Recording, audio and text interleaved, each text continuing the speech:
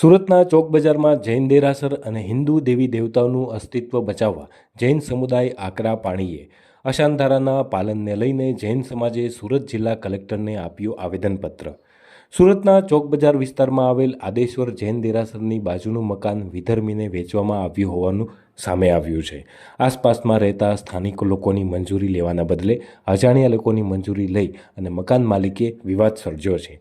લોકોની માંગણી છે કે અશાંતધારો લાગુ છે તેવામાં વિધર્મીને કઈ રીતે મકાન વેચવામાં આવ્યું।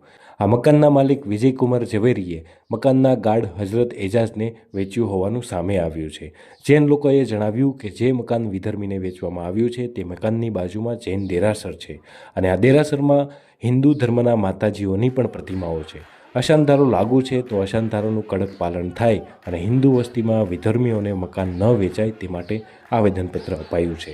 જૈન સમાજની એક જ માંગ છે કે અશાંતધારાનું કડક પાલન થાય। Arvind Rathod, GTV news, Surat. મારું નામ પાયલ ચિરાગ શાહ છે। હું પાલમાં રહું છું। આજે અમારું દરિયા મહેલ આદેશ્વર દાદાનું અને અમારા ઓશિયામાંથી જે અમારા કુળદેવી છે, અમારું જે દેરાસર છે, એક અમારા જ જૈન વાણિયાએ વિધર્મને વેચ્યું છે। તો મારી બધાથી એક નમ્ર વિનંતી છે કે આ મેસેજ એને પહોંચે અને અમને અમારું દેરાસર પાછું મળે અને જે 8 જણોએ જે આસાનધારાનું મિસયુઝ કરીને સાઇન કરી છે એ વસ્તુ કોઈ બીજું ઉપયોગ ન કરે। આસાનધારા એક આજે આપણા માટે બધી કોમો માટે જે આજે રૂલ બનાવ્યો છે એનો પ્રોપર યુઝ થાય, ના કે મિસયુઝ થાય। એટલે મારો વિનંતી છે કે 8ને સજા મળવી જોઈએ।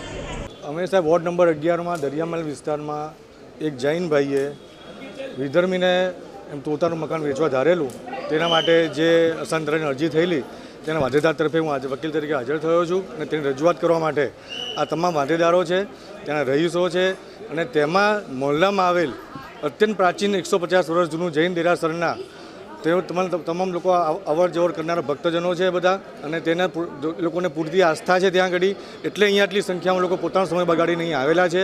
અને અમારી રજૂઆત એટલી છે કે આ સમુદાય એકદમ જેને અશાંતધારો છે તો અશાંતધારાનું સંપૂર્ણપણે ચુસ્તપણે પાલન કરાવો અને પાલન કરાવીને અન્ય જૈન કે સનાતન હિન્દુ ધર્મને નુકસાન ના થાય તેવા કૃત્યો થાય તેવી અમારી માગણી છે। મારું નામ હિતેશભાઈ શાહ છે।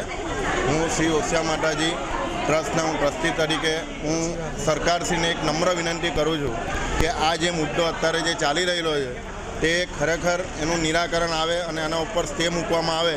કારણ કે આ ઓશિયા માતાજીનું જે મંદિર અને જે દેરાસર છે તે ઓલરેડી 150 વર્ષ જૂનું છે અને ત્યાં વર્ષોથી માતાજીને અમારા કુળદેવી શ્રી ઓશિયા માતાજીને ત્યાં વર્ષોથી ચુંદડી ચડાવવામાં આવે છે અને દર વર્ષે એનો પ્રસંગ ઉજવવામાં આવે છે અને આજુબાજુમાં રહેતા ઘણા બધા જૈન ભાઈઓ ત્યાં છે અને આ દેરાસરને સાચવવા માટે આના ઉપર પૂરેપૂરું સરકારશ્રીને નમ્ર અપીલ છે કે આના ઉપર આ સ્પ્રે મૂકવામાં આવે અને આનો પહેલો ચુકાદો આપવામાં આવે।